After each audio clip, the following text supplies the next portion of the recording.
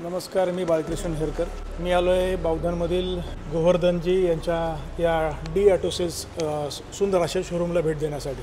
इथं बघितल्यानंतर मला असं वाटतंय की म्हणजे जे ओरिजिनल शोरूम्स आहेत नव्या गाड्यांचे आणि तुम्ही जुन्या गाड्या घेऊन हे जे शोरूम केले ना, हे मला जुनं वाटलंच नाही कुठं रिअली. म्हणजे आल्यानंतर असं वाटलं की शोरूमलाच खऱ्या चालू आहे, कारण तेवढं तुम्ही खरेपणाचं ठेवलेलंच मला जाणवतं. मला तुमच्याकडनं हे जाणून घ्यायला आवडेल की तुम्ही गाडीची जी प्रोसेस आहे पण नेमकं काय तुमची थीम आहे की गाडी ज्यावेळेला येते विकायला तर त्यावेळी कशा पद्धती तुम्ही काय बघता आणि मग कसं तुमचं डीलिंग चालतं ते मला कळायला हवं. फर्स्ट म्हणजे आम्ही आल्यानंतर कार चेक करतो. मेन म्हणजे ती 100% नॉन ॲक्सिडेंट आहे का ते चेक करतो. ओरिजिनल पेपर आहेत का आणि जो कार घेऊन आला तो ओरिजिनल मालक आहे का कारचा. हे 3 मेजर पॉईंट आहेत आमच्यासाठी. अर्धा तास ते 1 तास आम्ही गाडी पूर्ण चेक करतो की या कारमध्ये फ्युचरमध्ये काय काम येणार आहे का किंवा आता रिसेंटली काय काम आहे का. जर काही काम असेल तर आम्ही ते ओनरला सांगतो की हे काम आहे, तर त्याची व्हॅल्युएशन होते.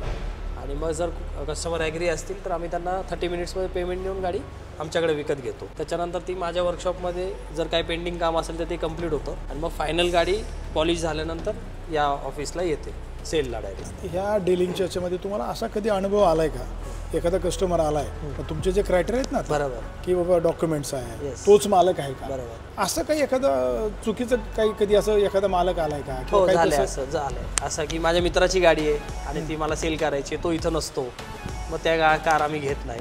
त्याच्या असा अनुभव आले तर आम्ही डायरेक्ट नाही सांगितले. आणि अजून एक असा अनुभव आला होता की एक कस्टमरला स्वतःला माहिती होतं की त्यांची बलेनो आहे, ते ॲक्सिडेंट झालेला आहे. शोरूममध्ये काम झालं होतं कंप्लीट, फ्रंटनी आणि साईडनी ॲक्सिडेंट झाला होता. सो आम्ही ती गाडी चेक केली, ॲक्सिडेंट होता. आम्ही त्यांना सांगितलं की सर ॲक्सिडेंट गाडी आहे, ही आम्ही नाही घेऊ शकत. सो त्याचाही आम्ही व्हिडिओ बनवला होता की ॲक्सिडेंट गाडी कशी ओळखायची आणि ही गाडी ॲक्सिडेंट आहे आणि हिचा अशा पद्धतीने ॲक्सिडेंट झाला आहे आणि म्हणून आम्ही ही गाडी नाही घेऊ शकत. म्हणजे घेणाऱ्याला कुठलाच प्रॉब्लेम आला नाही, कुठलाच येत नाही, आला पण नाही पाहिजे आणि भविष्यात जरी आला तरी आम्ही सॉल्व्ह करून देतो.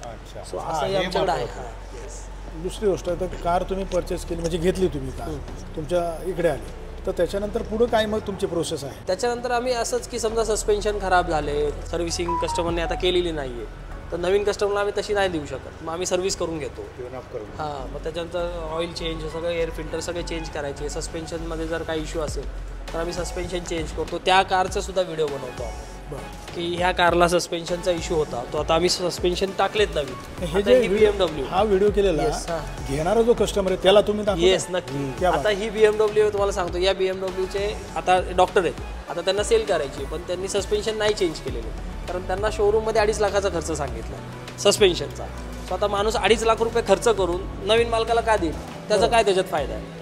सो अशीच गाडी आम्हाला समजा आता आली तर माझ्या वर्कशॉपमध्ये मी हे काम केलं 85,000मध्ये फक्त. तर आता या गाडीला 85,000चे नवीन सस्पेन्शन टाकले, त्याचे पूर्ण व्हिडिओ आहे माझ्याकडे. सो आता नवीन जो कोणी घेईल त्याला मी ही व्हिडिओ दाखवेल की ह्या कारमध्ये नवीन सस्पेन्शन मी टाकलेत, तुम्हाला भविष्यात पुढचे 40,000 किलोमीटर किंवा 4 वर्ष तुम्हाला काहीच त्रास नाही. यांनातच मला तिने 30,000 खर्च काढला, 50,000 खर्च आला, मला त्या डीलरनी फसवलं, हे इथं होत नाही. अच्छा, पण याच्यात मला हे की तुम्ही याच्यातलं काही प्रशिक्षण घेतलंय का काय, नेमकं कसं तुम्ही या क्षेत्रात कसं काय आला? लहानपणापासून गाड्यांवरती पहिल्यापासून प्रेम. अच्छा, म्हणजे काही झालं तरी गाडीमध्ये काय झालं तर मी जरी लहान असतो मी शाळेत कमी जायचो, कॉलेजला कमी जायचो, पण मी वर्कशॉपवर असायचो तर तिथे बघायचो अच्छा ह्या गाडीला हा प्रॉब्लेम आला. मग मी तिथं 2-2, 4-4 तास बसायचो आणि बघायचो, शिकायचो की काय काम आहे. मी स्कोडामध्ये पण काम केलेलं आहे. सो मला बघायचं होतं की कसं गाडीमध्ये काय इश्यू झाला तर काय करायचं, अशी आवड निर्माण होत आली. मग त्याच्यानंतर मी मॉडिफिकेशनमध्ये गेलो, कार मी मॉडिफाय करायचो. मॉडिफाय करता करता मग लोक आम्हाला म्हणाले की आम्हाला फॅमिली कार हवी आहे, मग तुमच्या ओळखीत कोणी आहे का. मग मला समजलं की आपण या क्षेत्रामध्ये पण म्हणजे गाडीच्या क्षेत्र आहे पण आपण सेल पण करू शकतो. ज्या मॉडिफाय कार केलेल्या आहेत त्या आपण परत सेल पण करू शकतो.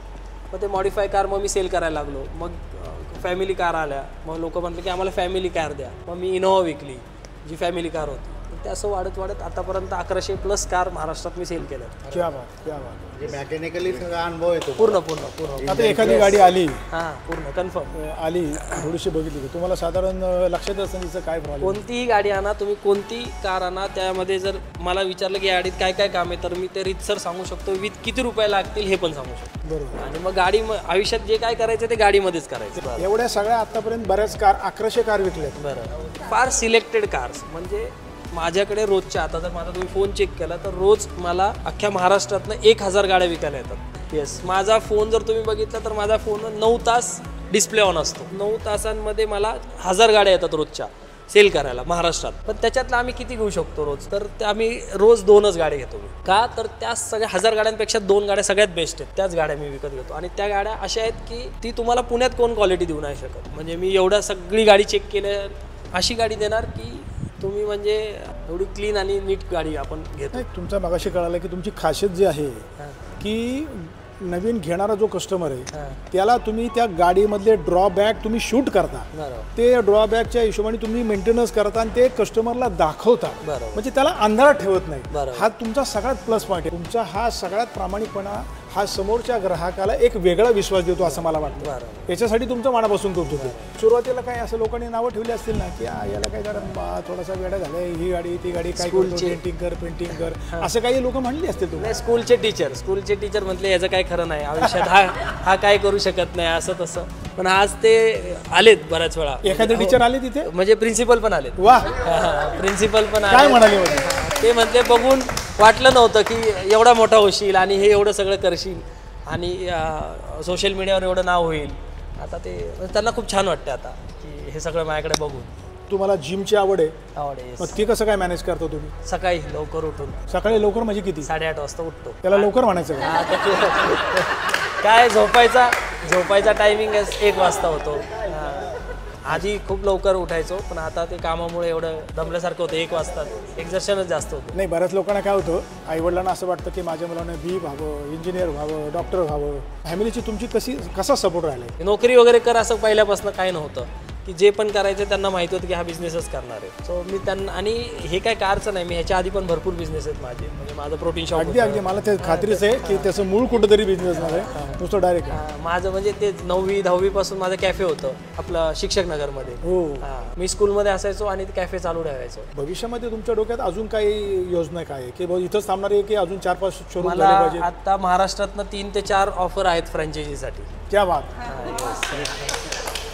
त्याच्यावर आम्ही वर्कआउट करतोय. पण ती सेम क्वालिटी खरंच देता येईल का हा मला कॉन्फिडन्स नाही आहे समोरच्यावर, की उगाच त्यांनी जर काही खराब केली क्वालिटी तर ते नाव माझं खराब होईल. म्हणून आम्ही ते थांबलोय. एक शेतकरी कुटुंबातून आलेला माणूस म्हणजे शेतीत धाडस करतील, हे पीक गाळा जाऊ द्या ते पीक गाव, पण बाकीच्या बिझनेसमध्ये धाडस करत नाही मराठी माणूस, शेतकरी कुटुंब.